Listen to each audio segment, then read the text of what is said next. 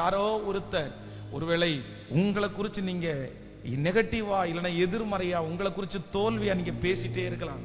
Pastor, நீங்க சொல்லுகிற அத்தனை வார்த்தையும் எனக்காக தான். என்னுடைய மனைவி என்ன பார்த்து சொல்றாங்க, நீங்க ஏங்க கவலைப்படுறீங்க? எங்க கணவனார் என்ன பார்த்து சொல்ற, நீ ஏன் கவலைப்படுற? என்னை சுத்தி இருக்கிற நிறைய பேர் என்ன பார்த்து சொல்றாங்க, நீ ஒரு டேலண்டான பர்சன், நீ திரும்ப எழும்புவ, நீ வருவ.